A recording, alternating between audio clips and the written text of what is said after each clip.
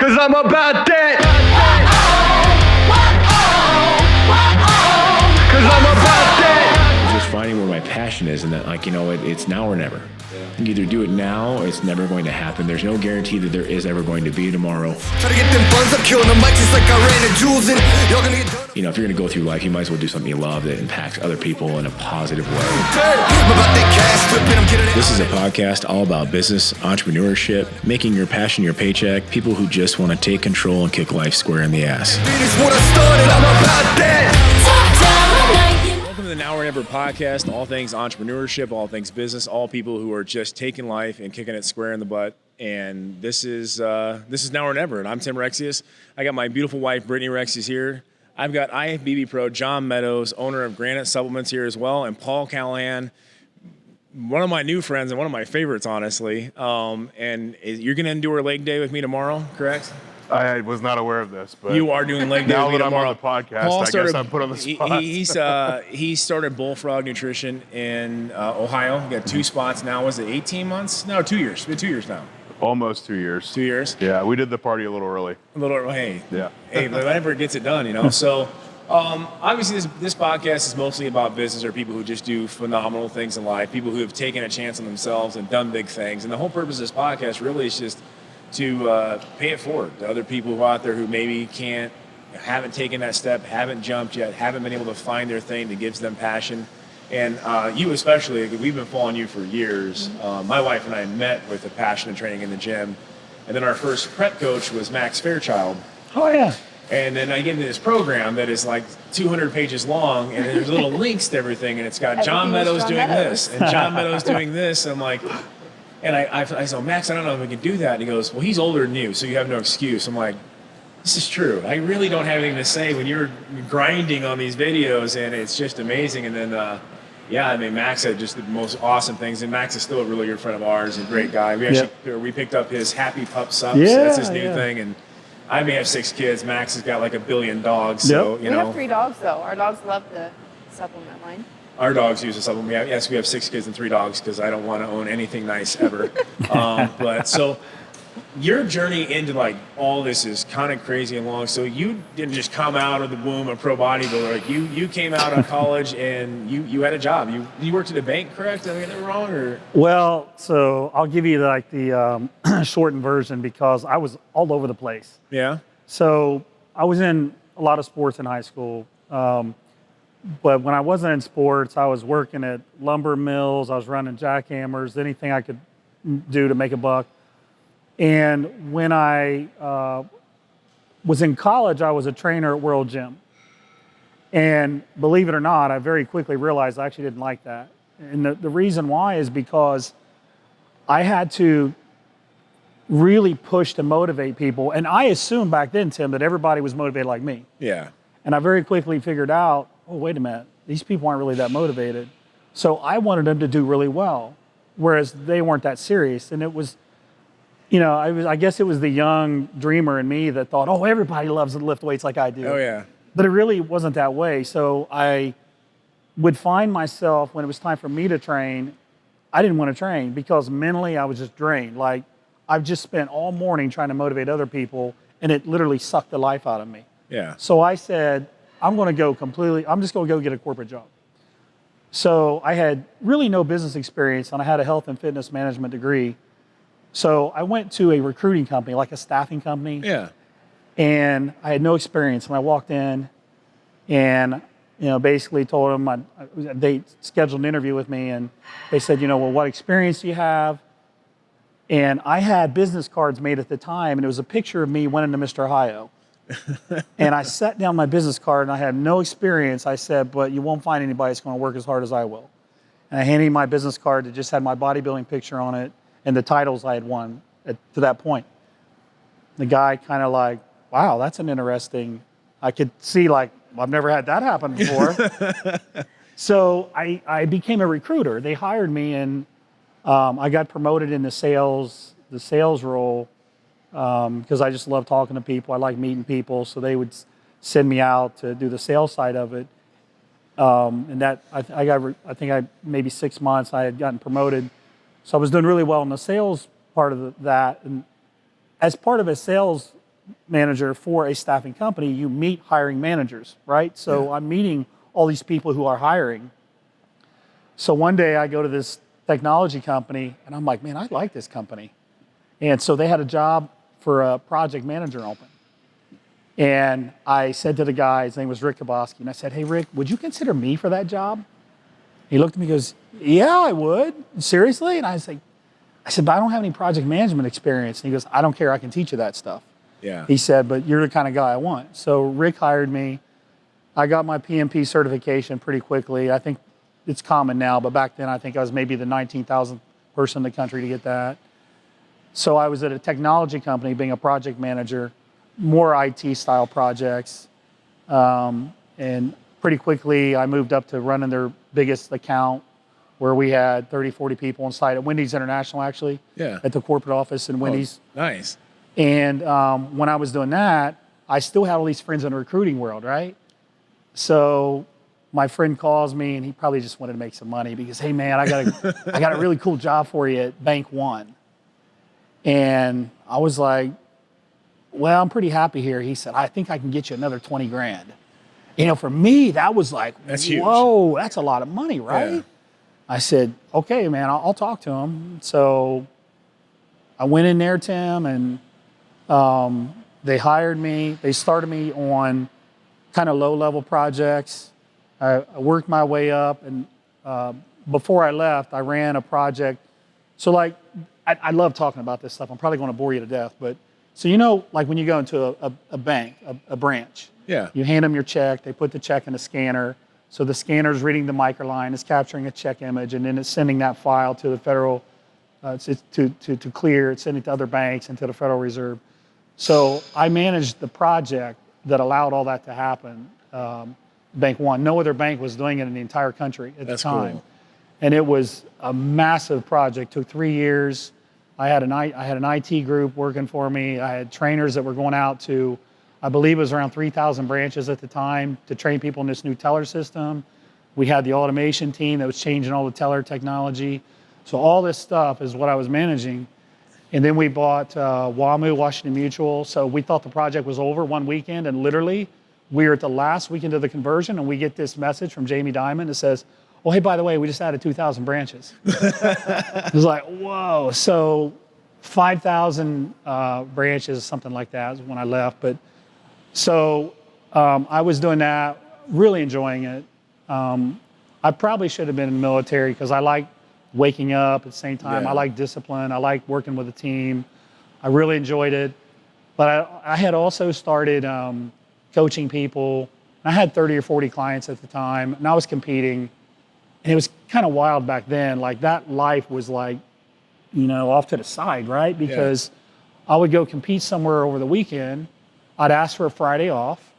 I'd fly out Friday morning. I'd get to the show. I'd weigh in. I'd put my tanning stuff on Friday night. I would compete Saturday. Saturday night, I'd go out to eat. Sunday, I'd fly home. On Monday, I was back to work. Like it didn't happen. So I would go from these big shows to Monday, back in the real world. So I was doing both of these, you know. And that's insane. I've literally had staff of mine that compete, and they'll literally take off 4 days before a show, 5 days after a show. It's like a 9-day, and I'm like, why? Like, we didn't have a choice. We have 6 kids. If I leave them alone for more than 2 days, they're going to burn my house down, or they're going to sell my house, a couple of them. But, well, I actually grew up in a banking household. My dad was the vice president of my bank for many years, so it actually really interested me. Like, they first got into the ATMs. I remember going with my dad down to Kansas City and taking a picture of one. Driving back to Norfolk, Nebraska, and then their bank was the first one to, you know, build an ATM. And I'm like, I remember telling my kids that story. They're like, "What? Like, can't you just Venmo it?" I'm like, "You don't understand how cool that was." But so, how'd you transition from the bank? What made you leave the bank? Well, I love the bank, but I felt like I wasn't doing as good of a job as I could be doing at the bank. And I felt like I wasn't being as good of a coach as I could be. I felt like I was compromising. Yeah. And I felt, honestly, I didn't feel good about that. And so I figured I got to make a decision. I either got to quit coaching and just work for the bank or vice versa. So I decided that, you know, my name was, I had some recognition and some popularity at the time. And And I thought to myself, if I don't do something now, people are going to forget about me. Yeah. And that opportunity I have now is just going to go away. So I thought about it long and hard. And I'm a very conservative guy, so I'm really worried to give up that salary, the benefits. We had kids. We had just had our kids. So I was very, very scared. And I'm the kind of guy, like, I'm building a bunker in case there's a war. Like, I'm very worst case scenario kind of guy, you know? Yeah. That's That's him too. Yeah, that's me. It's So, definitely me. Is it at other areas? I'm risky at certain things, but I never leave a dime on the table. But we might need that. Yeah. You know, Yeah. You know. So was your wife? I mean, how was she in this process with the kids? And you like, know, my wife has always believed in me. And when I had times where I wasn't sure if I really believed in myself, she always believed in me. And I told her, I said, you know, as a man, and I know you probably even more, a lot more than me, your mission in life is to take care of your family. Yeah. Like, there's nothing that even comes close to that. Exactly. So for me, I was like, if this doesn't go well, maybe we don't have a roof over our head. Maybe I can't afford a mortgage. So I had this fear in my head, and it became pretty apparent to me what I needed to do. So what I did was I figured I need to pay the house off. Like, if I pay the house off, then we're going to have Maslow's hierarchy covered, the shelter part. Right? Yeah. We're always going to have shelter. Nobody's Yeah. going to come along and take our house. And we didn't have any car payments. We didn't have any credit card payments. We didn't have any student loan payments. It was just that house. So I figured if I can take care of that, then I can make the move. So I saved and I saved and I saved. I worked my butt off to save. And I owed $198,000 at the time. That's how much I had left on my balance with Wells Fargo. So I saved until I hit $200,000. When I hit $200,000, I went into the Chase branch and I wired $198 to Wells Fargo. I paid the house off. I walked out of the branch with $2,000 to my name, but the house was paid off. That's huge. Yeah. So, like, I had this weight that was lifted off my shoulders. So this was on a Friday. So I went in Monday, and I resigned. I gave them a 30-day notice. And if you know how banking is, when you resign, pretty soon they're walking you out the door. Like, Yeah. you better pack fast. Oh, yeah. Because they're walking you out. I worked all 30 days. Yeah. My last day, I remember, was on April 13th, because on a Wednesday, my birthday was on the 11th. I thought, they'll let me go on my birthday. No. I worked until Friday at 5 o'clock. And, you know, looking back now, it's crazy because I have a pretty good skill set with the bank. I could have always went back. I don't know why I made it. I probably made it more difficult than I needed to. I'm glad I paid the house off. Yeah. But looking back, like, and I'm still friends with all those guys. Like, I could have just went back. But to me, like, I had to take care of my family. And when I felt like, okay, I'm good there, it freed my mind to go, okay, now you can go do something else. That was it for me. I didn't buy a house in Nebraska for 8 years. I rented. And why? Because I didn't want to be locked down. I wanted to make sure that I didn't have to worry about doing any of that stuff. And the 09 or 07, 08 housing crash, I lost my tail. I had stocks. I'm like, okay, I'm going to bet on me, because I already lost everything anyways. So I had bank stocks.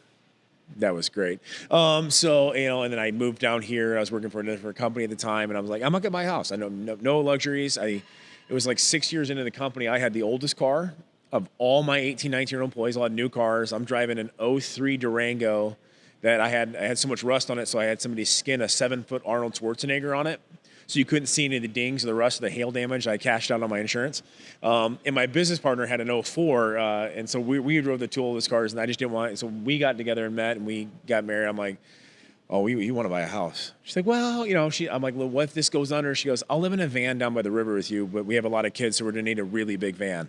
I said, okay. So we bought a house 2 years ago. I literally, I was 36 before I owned a house.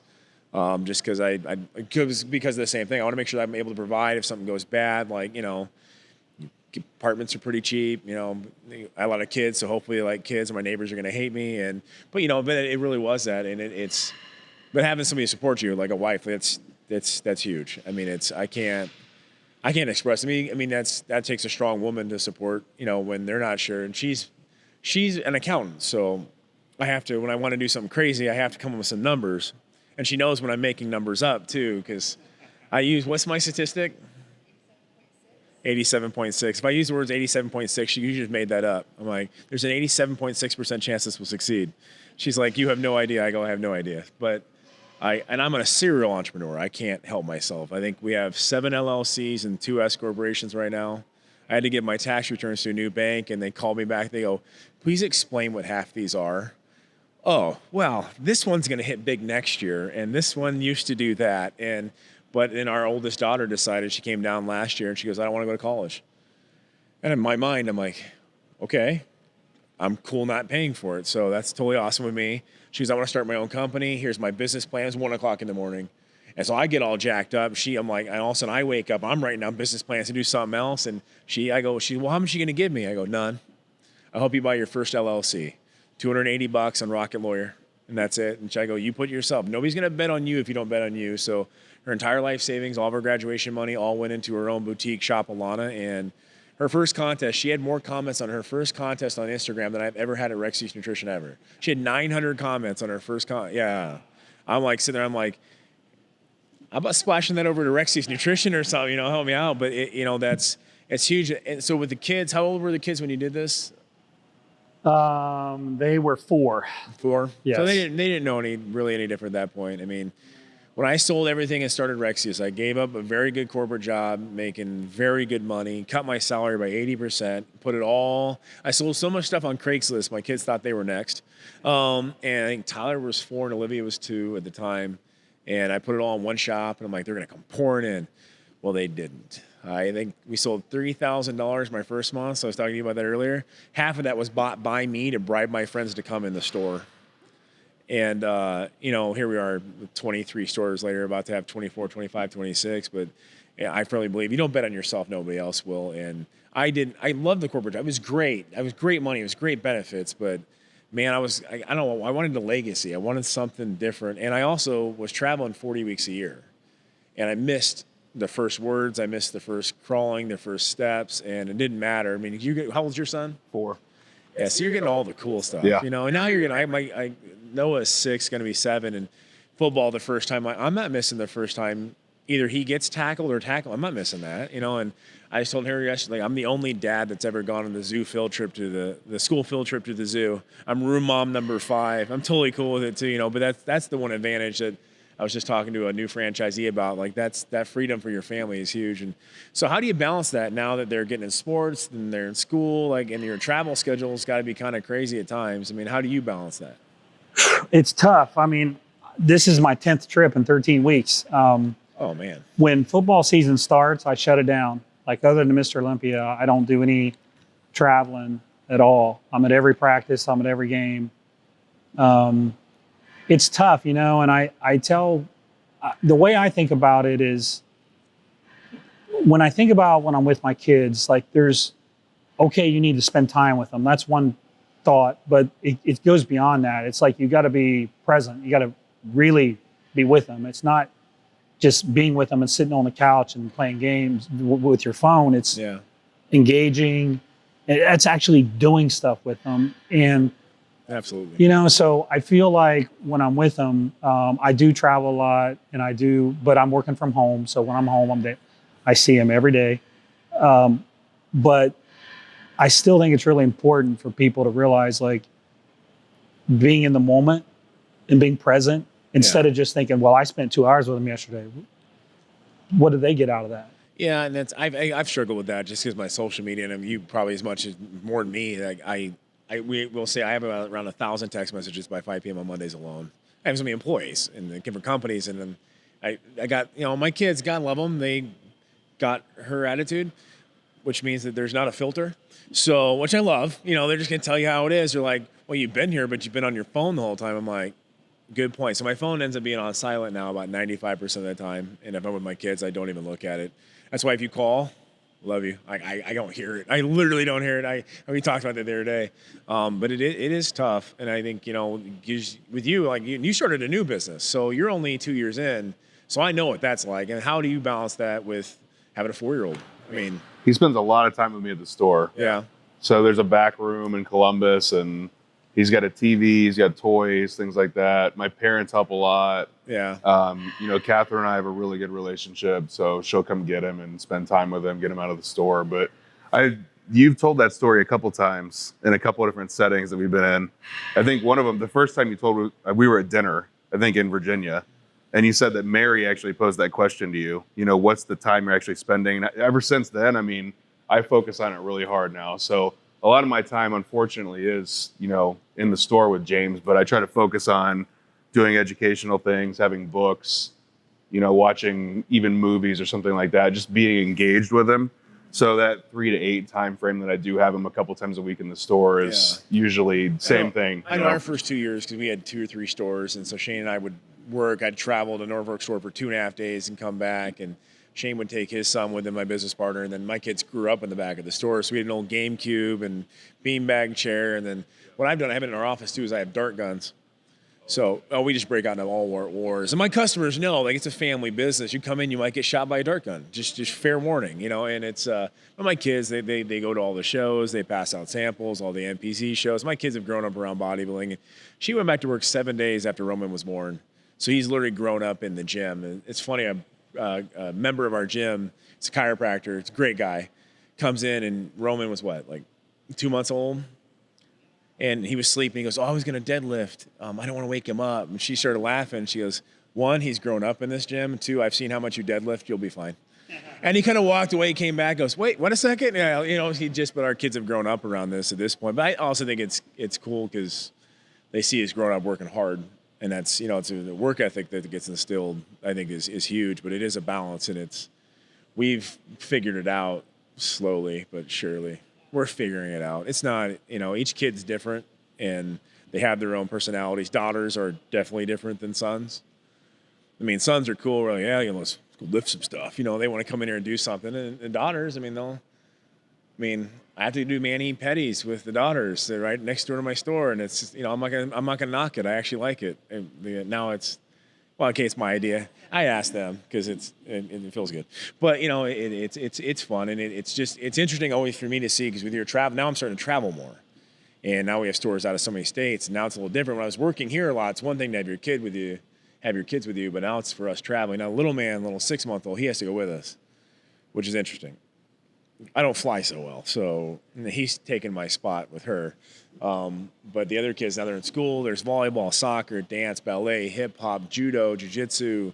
My oldest is dating. That's a full-time job, scaring those boyfriends away. That's why I keep lifting weights.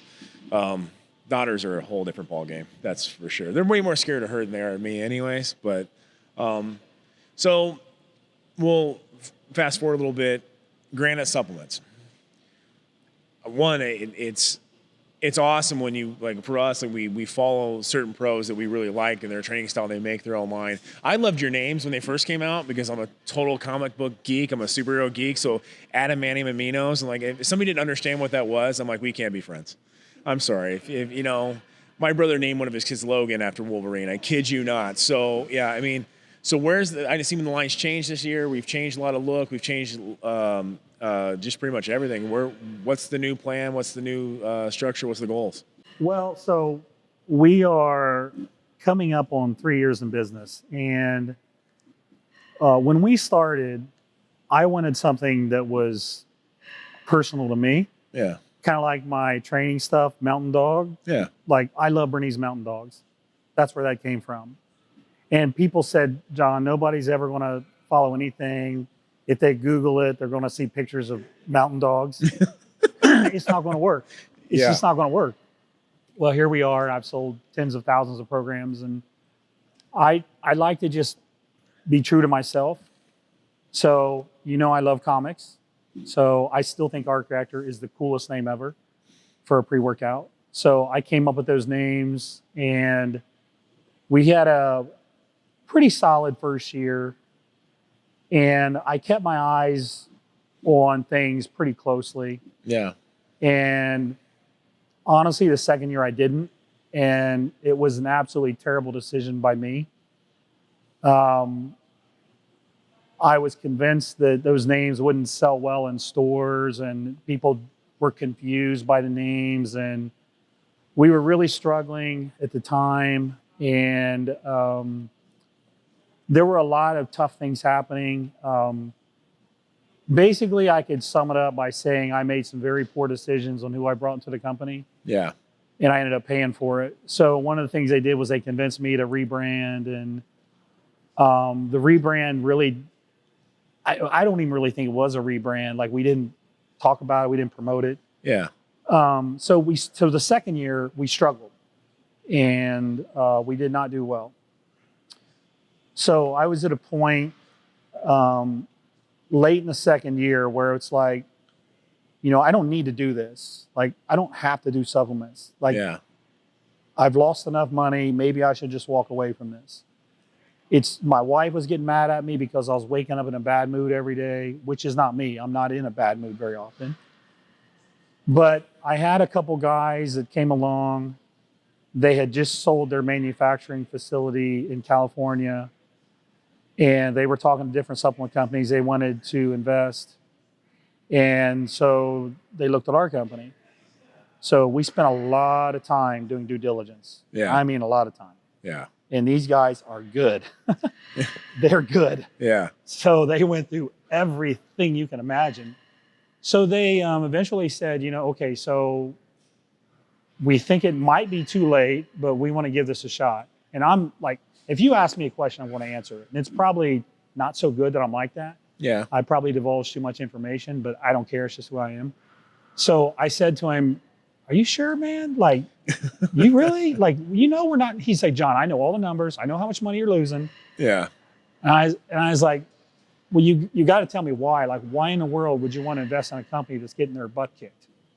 And he said, because we have you. The other companies we talk to, they don't have you. Yeah. And we think we can fix the business stuff, but we can't go out and get another you. I was like, wow. That's huge. That's Okay. cool. Yeah. So then, of course, now I'm going to be loyal as heck to these guys because they believe in me, right? So these guys came on board. Immediately, we started making changes.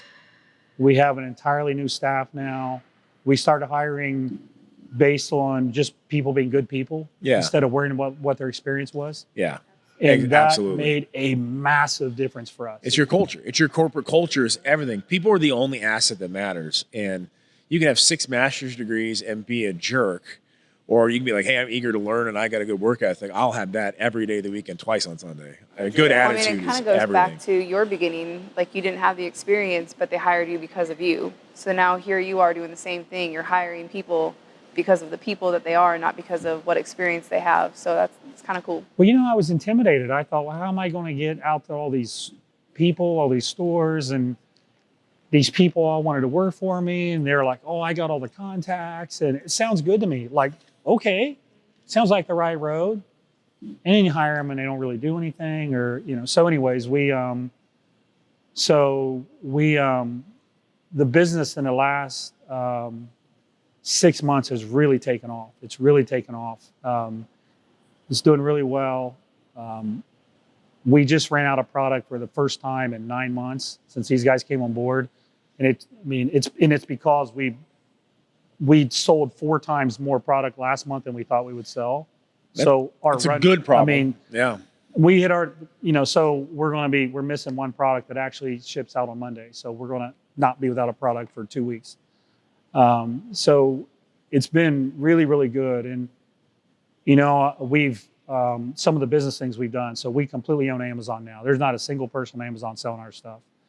And that's the way I wanted it before, but some backdoors deals are made. Oh, and, yeah. I hear about it later and it's like, oh, Oh, yeah, and I told you not to do that. Oh, and that's honestly, it's plagued the industry as a total. I mean, Paul and I, we've talked about this with our group, and it's in controlling what you're. I mean, it's for us now. It's like, okay, I'm going to carry brands that I believe in the guy behind it. That's quality. Like, I can't carry everything, And if there's a backdoor deal, there's fake labels being made. I'm like, it's not something. If I lose that one sale, fine. But at least I've got the right brands. And I was telling her, like, looking at where we were like 5 years ago, where I was trying to carry everything. We were blowing up. It was crazy. I was like, okay, it doesn't matter. Let's stop, and the same thing happened to you. Like, so 2016, we expanded massively. We're looking at doing a warehouse. So I was like, okay, like, do we jump or not? I went from 1 state to 5 states in 18 months.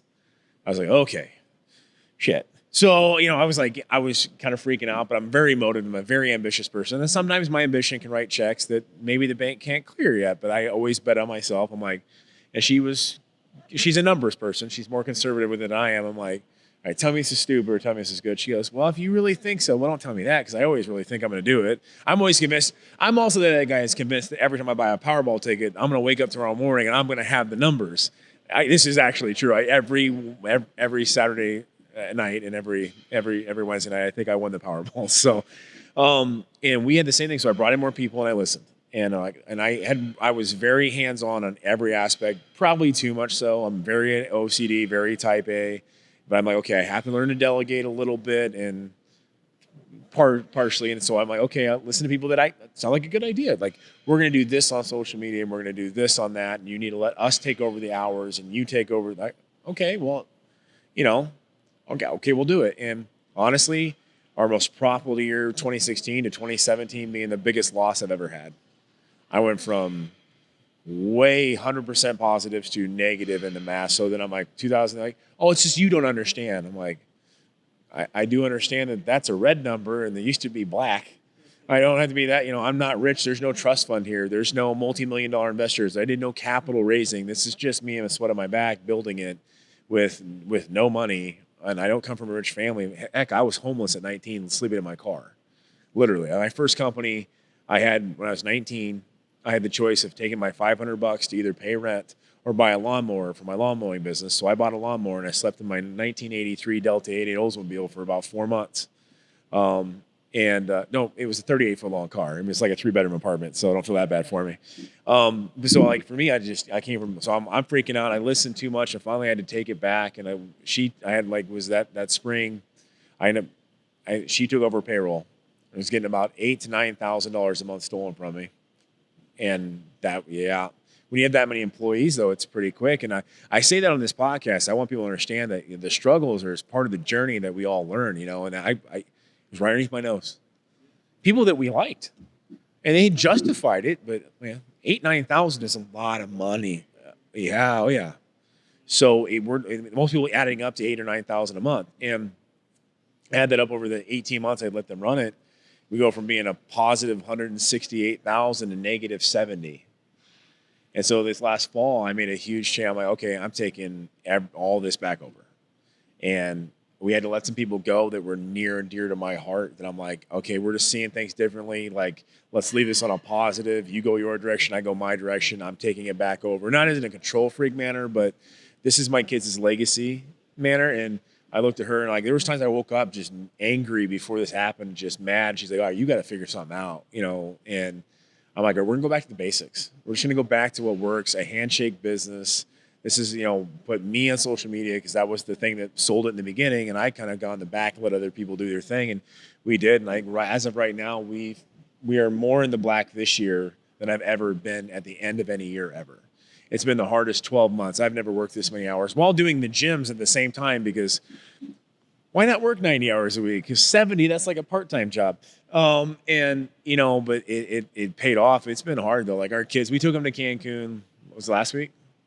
And when you have 6 kids, it's not a vacation for you. It's a trip. It's a vacation for them. And that's really what it was. They got to go, but we did that because honestly, they've gone with us to everything, but it's the attention thing as we talked about. I'm like, okay, this isn't me bribing you. This is me saying thank you for being understanding because our kids are a little bit older, 19, 13, 11, 6, and 6 months. And the 6-year-old goes with me everywhere anyways. The 6-month-old doesn't even like me. He likes her.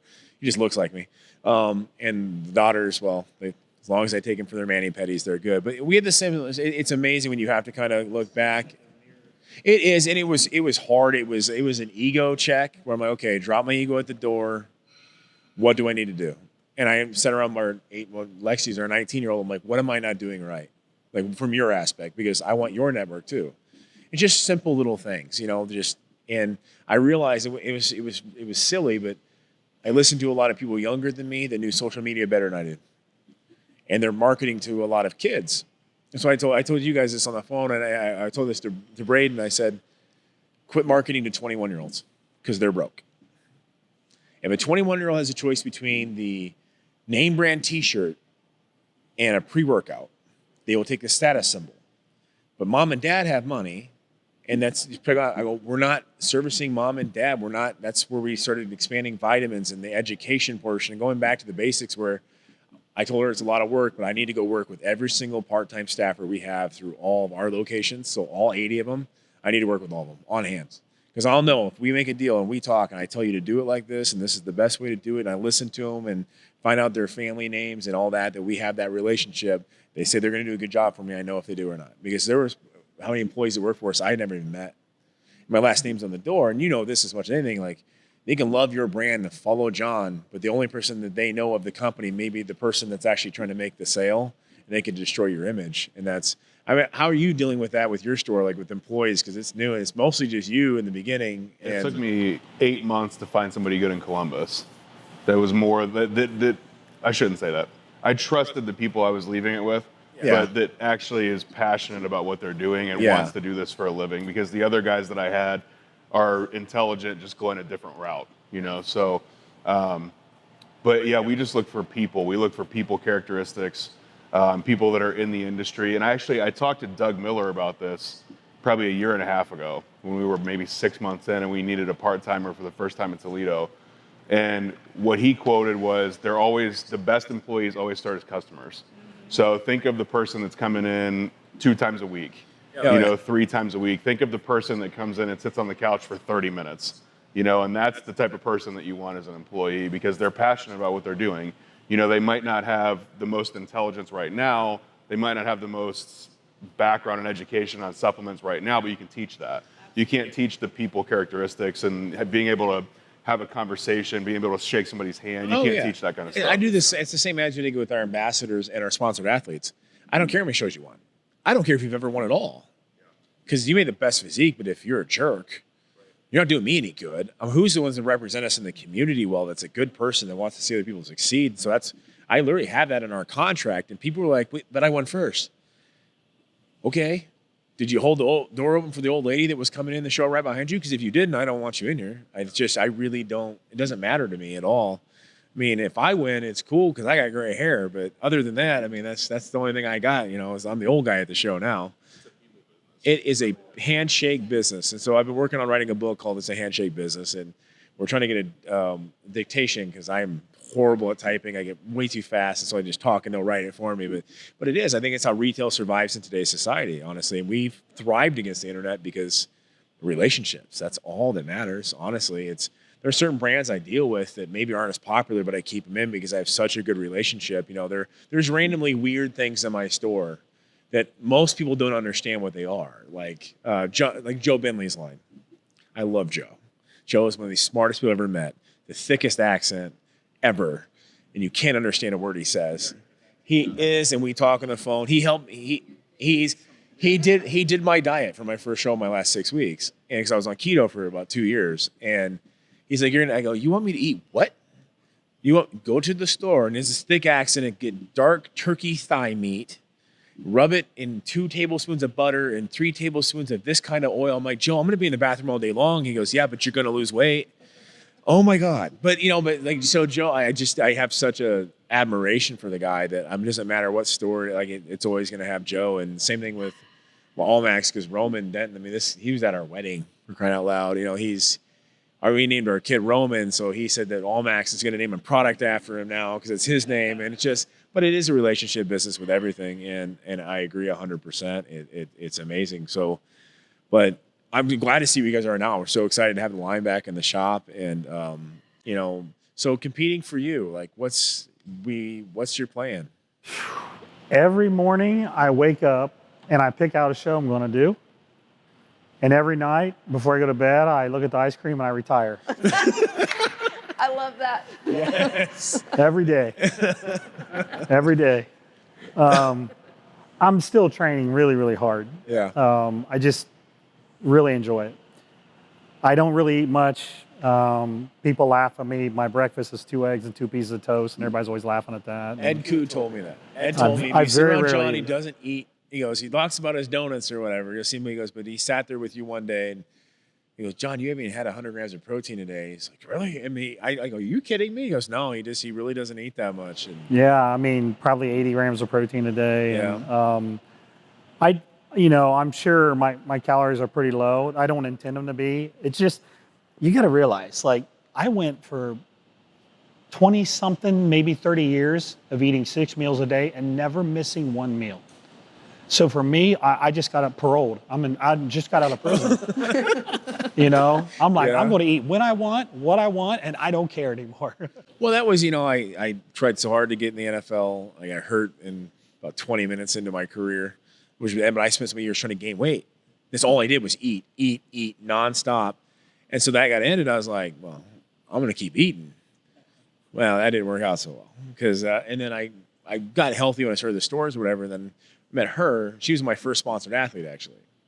And she looked way better than me, like way better. So I'm like, every time we're together, everybody thinks I must be rich because you're like way out of my league and this is crap, So I decided to bodybuild. So that's why I met Max. And Max is like, we're going to totally redo it. And then everybody's, why? I'm like, because it's the hardest thing I've ever done. I don't know why it is for me, but bodybuilding was the hardest thing I ever did. It was football, wrestling, all that stuff. And I mean, greatness doesn't come out of comfort zones. And so that's why I'm always, and so then I got into this great shape. First show I won. It was great. We got married. I'm lean. I maintained 7% body fat for like a year. And she's like, let's have a baby. What? 6? Oh, okay. Yeah, I was on You 3 wanted that times as baby many more fertility than drugs I as she did. was. I couldn't work out for a year. They told me to get fatter. So I had to eat copious amounts of food. Couldn't work out. I owned a gym, for crying out loud. And then they told us it wasn't medically possible. So then she starts back on prep, loses 20 pounds in like a week.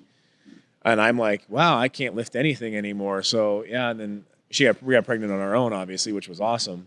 So now I started prep 3 weeks ago, and Nick's my business partner is like, why? I'm like, because I don't want the fat dad bod, and I don't know. It's hard starting back over after you were in shape. I see that with competitors a lot. You probably deal with that. People come into your shop and the body dysmorphia image and all that, and I don't know. It's just hard. It's like being a fat doctor if you own a gym and you're not in shape. So I don't eat much either. So I told him this time, I'm like, make it so I can do it. So we're doing a modified keto meets intermittent fasting meets. You have carbs one time a day, and I go like 12 hours, and it's a very weird diet, but I don't know. It's coming together. She'll do 1 month of prep. It'll take me 6 months to look the same way. But I haven't picked a show or anything. I told her, I'm like, every time donuts come around though, I'm like, I think I should have a cheat meal today. She's like, didn't you have one yesterday? I'm like, shut up. Donuts are the weak point. And Donuts Or are negative protein calorie popcorn. food, though. I mean, they make you so happy. Your metabolism just accelerates. yes. Well, it That or says on your protein programs, because popcorn. I'm doing your gauntlet program right now. Okay. It's donut day on Sunday. Sunday after Sundays. church. And yeah, I mean, it's, Family donut day. I mean, That's a high volume program. That's a very tough program.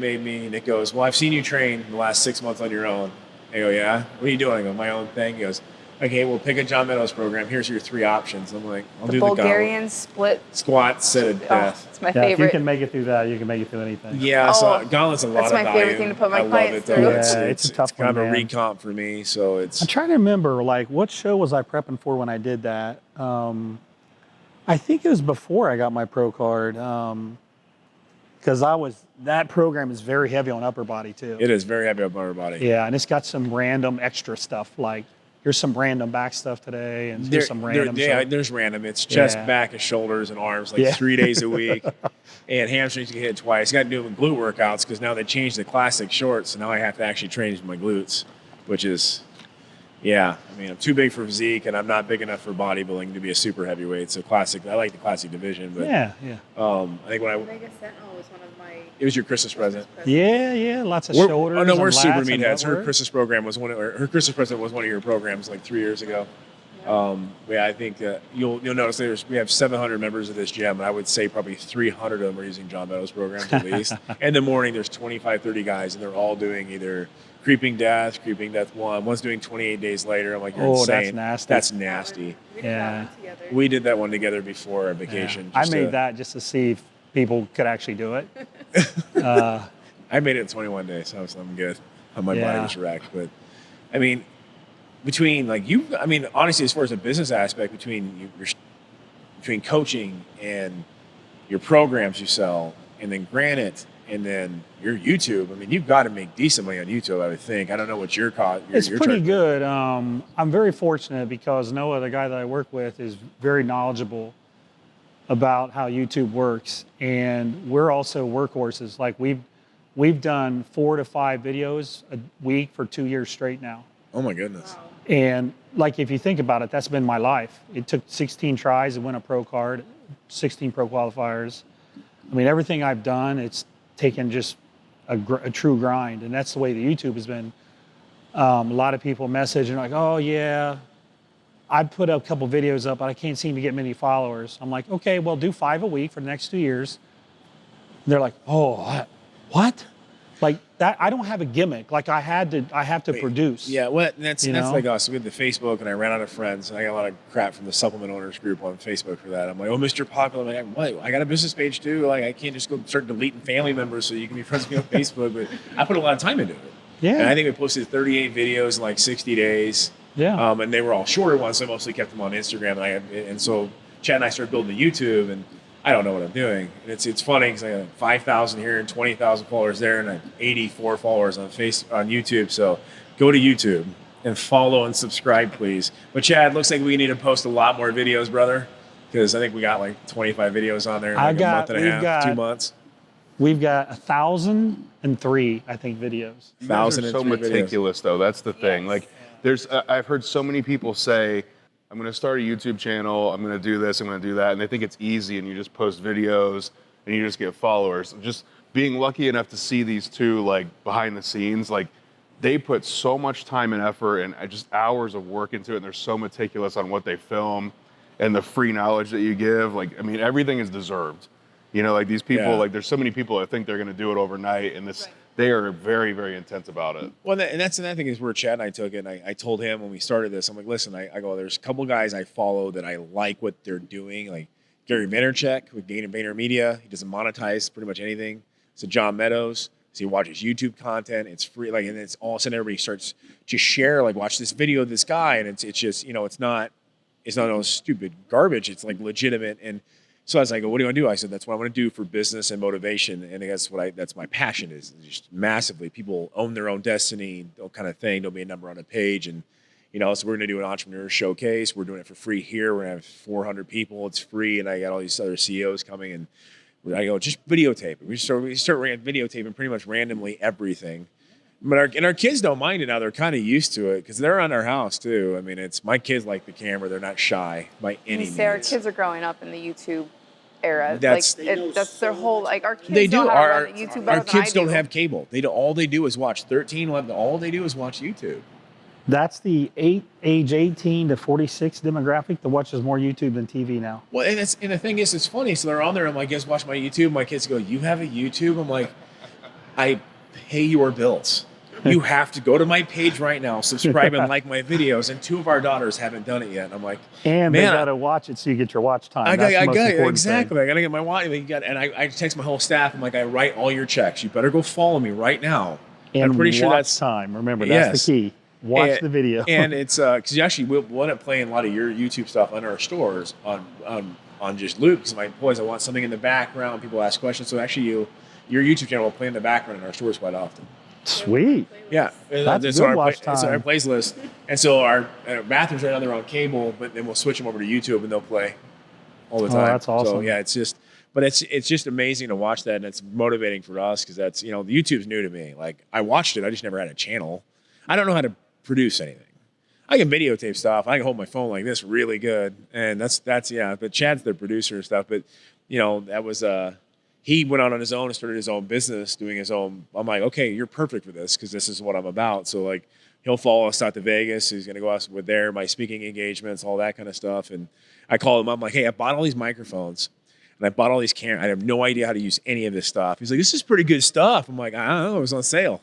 So, yeah, he took all this stuff and then he made it look like I knew what I was doing. I have no idea at all. But we've had fun with it. Like, she's got her own, because she teaches a baby wearing fitness class. So moms know how to work out. And so all the women wrap their babies up and they work out in the other room. And so if a woman does it with a baby, it's significantly harder than if you or I do anything. I found that out. So she gets way more followers than I do really fast. But that's been Brittany's big thing is that, she didn't want to coach athletes. like I've done meal prep for show prep and that kind of stuff. I'm very meticulous type A. I like very structured, and so that's why I like competing, and that's why I like helping with that when I have enough time. And she goes, I am not coaching anyone into prep ever. I'm like, what do you want? She goes, I want moms who want their butt back. I'm like, I don't know how to help you market that. I don't think I'm allowed to market that. And she's actually got clients driving an hour and a half each direction to come train with her a couple of times a week, kind of transformation style. And any advice you guys could give her to help her market that? I mean, she's got to think she's a mom. Yeah. And we're not young. I'm not saying your age. Don't look at me. I'm 38. I don't care. All right, you don't have any gray hair, so I mean, first I'm thing like a John fine said, he wine. walked up here, it's gray hair. I'm like, I know. love it. I see it. I'm running it, you know. Any advice you guys could give her on marketing herself, I guess, when it comes to? It sounds like your passion, so it'll work. Absolutely.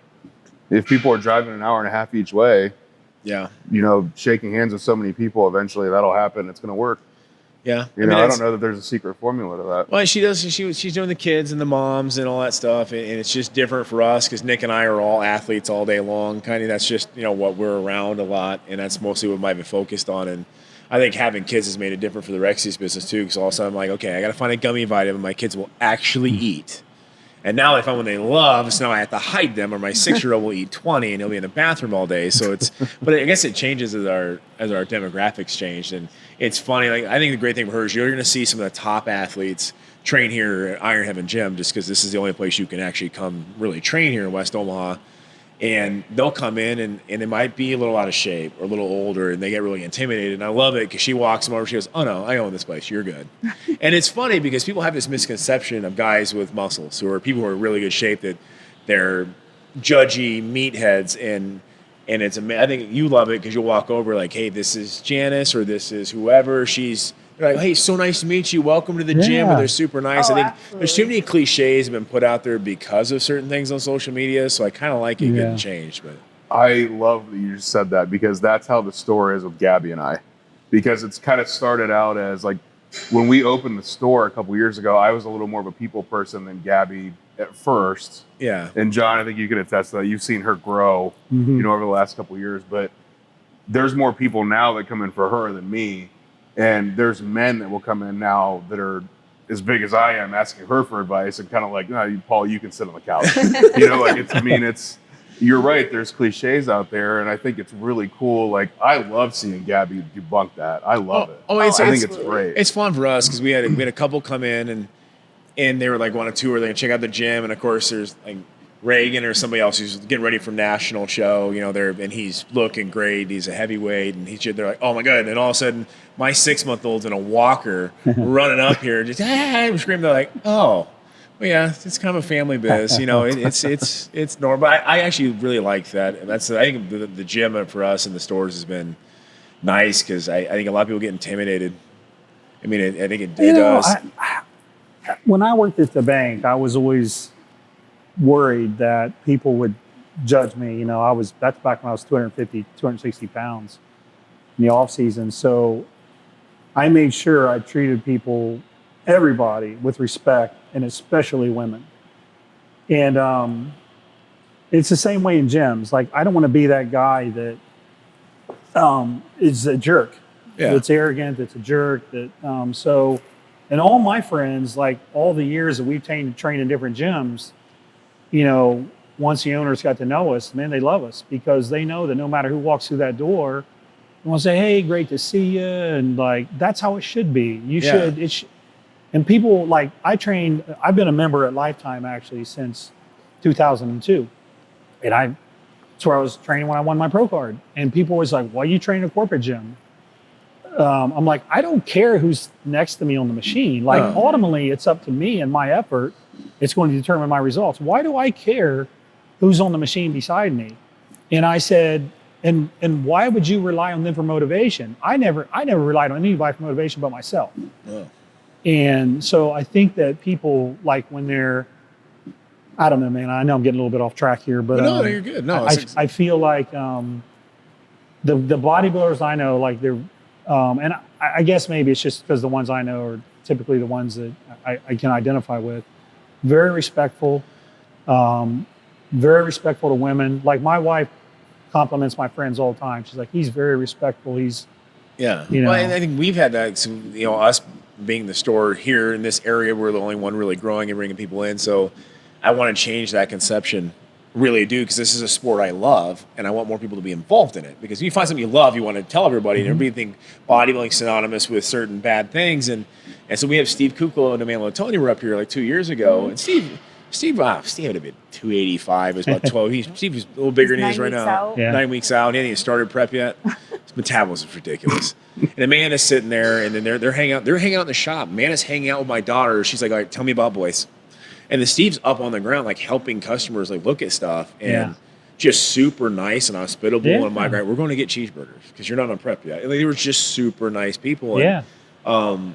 you know, it was just people walking in, no, like they're like, oh my god, because he's a big human. Yeah, being. he's a big guy. Super nice though, and I think it's just nice when they do that. And I know Jack has been very good about bringing pros up here that and meet and greet the public. Because I think it changes the perception. People just have too many mismatched persona and perceptions with what our industry is. I'm like, these are nice guys. These are family guys. You know, I mean, it's, you know, and we were trying to go down to, we were down in Texas to go to church with them actually, because they were raving about their church. I'm like, let's go with them. That sounds cool. You know, and I think it's just changing the conception of some stereotypical idea of what bodybuilders are like, you know, and I mean, granted that, I guess the chubbier I am, the more approachable I am. When I was really lean, people were like intimidated. I found that out too. Hey, you know, it's good for business, you know. Like, and I actually put a video up. Was it last year when I was really chubby?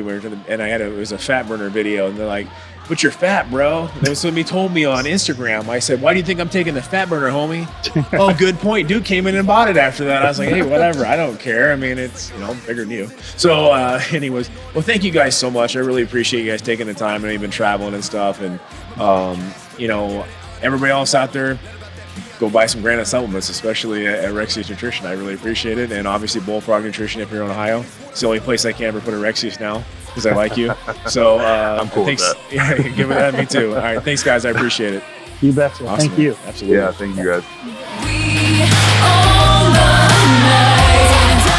One of the most popular weight loss systems we have ever sold in our 10 years in business is the Thermovar weight loss system. People ask why.